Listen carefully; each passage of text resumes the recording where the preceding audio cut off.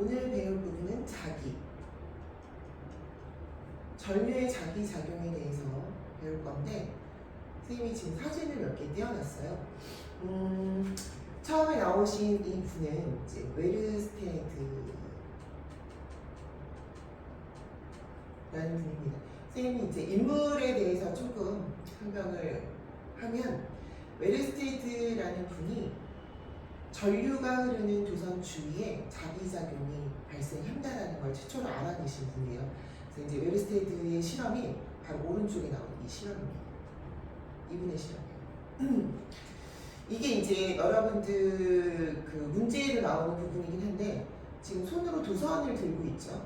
밑에 있는 거는 나침반입니다. 그래서 도선의 전류가 흐를 때 나침반은 자기작용에 의해서 움직이잖아요. 근데 나침반의 바늘이 움직이게 된다는 얘기예요. 이 부분에 대해서 이제 여러분이 많이 궁금해 하시는데 그걸 선생님이 이제 좀 설명을 해줄 거예요.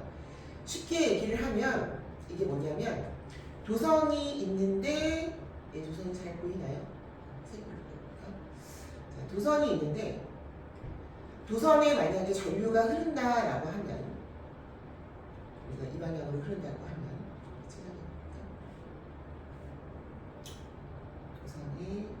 노란색 봅시다. 도선에 전류가 흐른다라고 하면 전류가 흐르는 이 도선 주위에 자기력이 발생한다. 자기장이 발생한다는 거예요. 전류가 흐르면 곧바로 자기장이 생긴다. 이거예요. 여러분들이 전기력하고 자기력하고 비슷한 점이 많다는 걸 알고 계셨을 거예요. 전기력이 이제 플러스 마이너스로 되어 있어서 인력 청력을 가지고 있고 자기력도 마찬가지로 두 N극과 S극을 가지고 있어서 역시 인력 청력을 가지고 있어요. 전류가 흐르면 자기장이 항상 발생을 합니다. 둘의 같이 존재하는 방향은 수직 방향이에요. 수직 방향이었을 때 최대의 힘을 낼 수가 있고 만약 인위적으로 같은 방향으로 가까워지게 한다 그러면 둘의 힘이 상쇄돼서 없어져요. 둘은 수직일 때 가장 큰 힘을 발생하기 때문에 도선의 전류가 이 방향으로 흐르게 되면 수직 방향은 여러분이 생각했을 때 어떤 방향이에요? 수직은 이 방향이겠죠. 그렇죠? 이 방향. 그리고 이 방향으로 해서 떠나는 출발의 화살처럼 뿅 이렇게 가는 게 아니고 이 도선 주위에 계속 머무릅니다. 어떤 느낌이에요? 약간 도선 주위에다 스프링을 끼웠다고 생각을 하시면 돼요. 쉽죠? 스프링을 끼운 것처럼 주변에 자기장이 이렇게 돌아가고 있다고 생각하면 돼요. 그러면 그 스프링의 방향은 이 도선의 방향과 계속 수직이죠. 그렇죠? 그래서 도선과 자기장은 이렇게 수직 방향으로 전류가 흘렀을 때 발생을 합니다. 그럼 어떤 일이 발생하느냐? 밑에 있는 이제 나침반이 움직이는 걸 선생님 생각을 해보자는 얘기예요. 나침반은 이제 자석의 원리를 이용을 하기 때문에 자석, 기본적으로 여러분들이 알고 있는 이 자석이라는 건 어떤 애예요? 자석은 N극과 S극이 있어요. 빨간색으로 N극 표시하고 파란색으로 S극을 표시를 하는데 S극 잘 보이나요? 이게 S가 파란색이 잘 안 보여서 N극과 S극이 있어요. 그래서 자기력선이 발생을 할 때 N극에서 나와서 S극으로 자기력선이 이렇게 들어가죠. 여러분들 철가루 놓고 그러면 이 부분에 막 철가루가 있고 이 부분으로 갈수록 이제 좀 연해졌다가 이 부분에 막 철가루가 있고 그 철가루의 모양을 보면 이 자기력선을 우리가 연결해서 그렸을 때 그 모양 주변으로 가장 많이 생깁니다. 그래서 N극에서 나와서 S극으로 들어가는 이 방향이고 그러다 보니 N극끼리는 어떻게 돼요? 나오는 방향이지, 그치? 그래서 서로 나오니까 나와서 들어가줘야 되는데 서로 나오니까 어떻게 돼요? 서로 밀어낼 수밖에 없겠죠. 그 다음에 S극, S 서로 들어가려고 그러니까, 그치? 같은 성향을 갖고 있기 때문에 밀어내는 거야. 하지만 N극, S극을 갖다 대면 N극에서 나온 자기력선이 S극으로 들어가려고 하는 성향이 강하니까 끌어당기는 거죠. 그쵸? 자, 그래서 이 도선에 자기장이 이렇게 발생을 할 때 우리가 도선 주변에 나침반을 놓아서 자기력이 발생하는 걸 알 수 있습니다. 선생님이 처음 시간에도 얘기했지만 과학은 항상 보여줘야 돼요. 모든 사람들이 알 수 있게 해주는 게 목적입니다. 물론 특정 사람들의 어떤 그런 권유물이나 뭐 특정의 특허를 내서 그런 게 될 수도 있지만 특허를 내는 건 여러 사람들한테 쓰겠다는 거예요. 그래서 소수의 소유물이 아닌 지각이 있는 사람들은 깨어있는 사람들, 정상적인 사람들은 과학을 모두가 다 공유하기를 원합니다. 자기가 아는 지식을 공유하고 대신 자기 거라는 것만 확실히 해주면 되는 거지, 그치? 그래서 지금 도선에 전류가 흘렀을 때 그 주변의 자기장을 우리가 알아보려고 할 때 눈에 보이게 누구나 알 수 있게 나침반을 씁니다. 나침반을 쓰면 나침반 바늘이 움직이는 걸로 봐서 우리가 N극과 S극이 어떻게 움직이는지, 그리고 N극과 S극의 자기력선 방향이 어떻게 되는지. 우리 그 나침반에 보면은 이렇게 NS극이 있잖아요.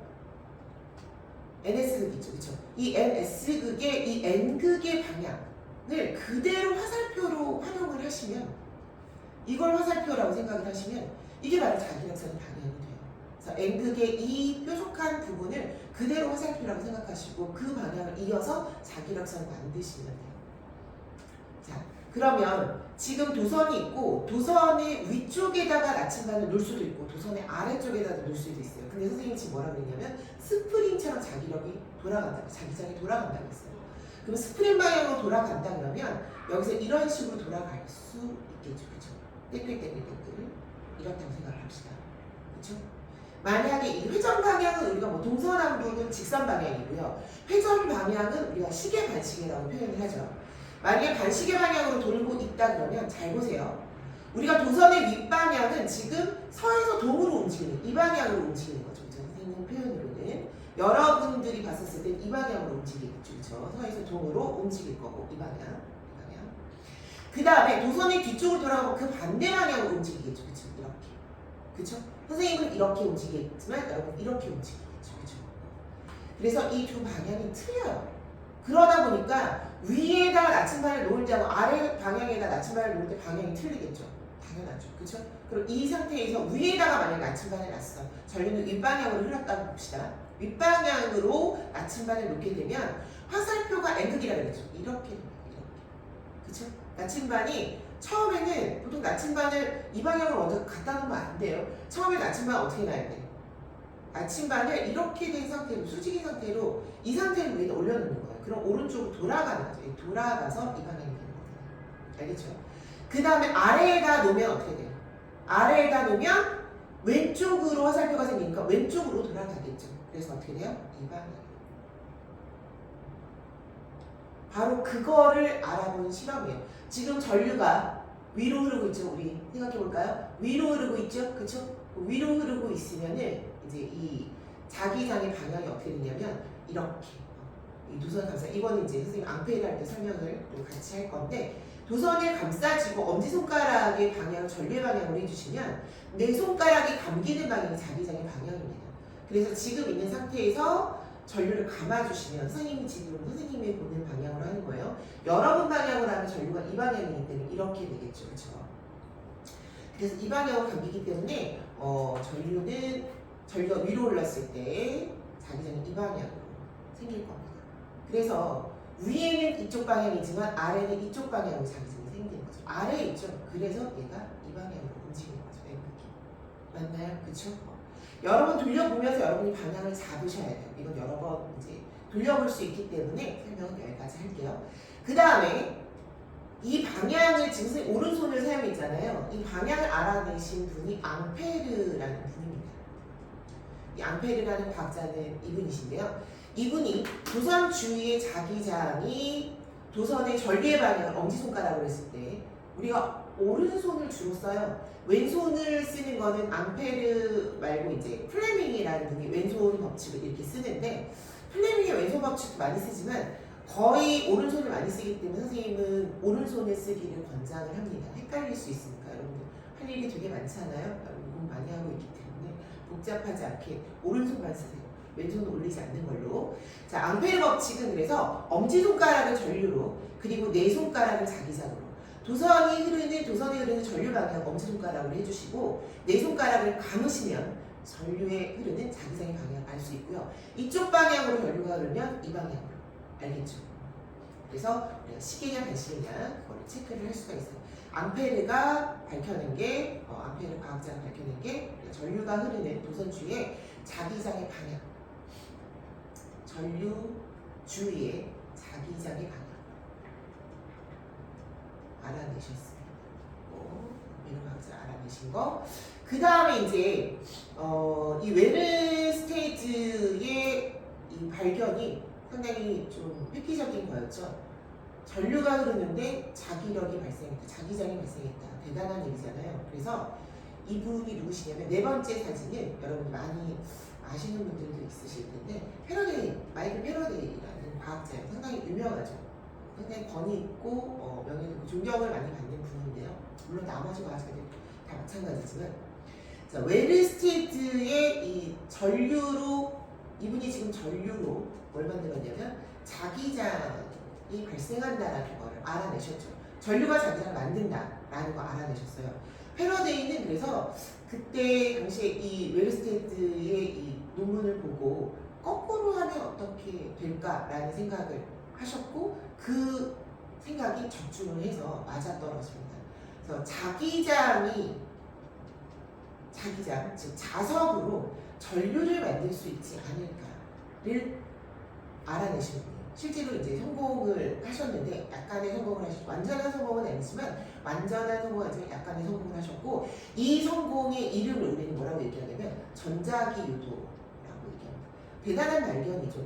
어떻게 보면 전류가 흐르는 주변의 자기장은, 사실 전류는 그때도 상당히 좀 비싼 쪽에 속하긴 했었고, 자석은 그거보다는 조금 더 칩하니까, 그래서 전류로 자기장을 만드는 것보다 자기장으로 전류를 만드는 게 훨씬 더 좀 큰 일이었었던 거죠. 전자기 유도가 발견된 이후에 에디슨이 직류 전류 있었잖아요. 여러 가지 변화들이 있었겠죠. 그리고 이 전자기 유도 하면은 여러분들 지금 자동차로 유명한 테슬라도 상당히 관계가 있죠. 전자기 유도와 교류 만드셨으니까. 자, 그래서 전류가 자기장을 만든다에 웰 스트리트의 영향을 받은 패러데이가 자기장으로 전류를 만듭니다. 그리고 이때 이제 전류가 만들어지는 것까지 알아냈어요. 패러데이가.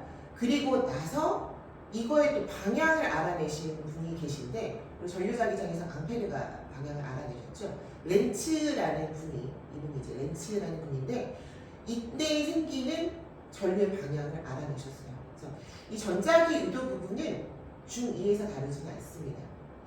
고등학교 부분에 가서 통합과학 부분에 가서 다루게 되는데, 전자기유도 제대로 다루게 되는데, 그때 보면은 자기장에 전류를 만드는 거 여러분들이 배우게 되실 겁니다.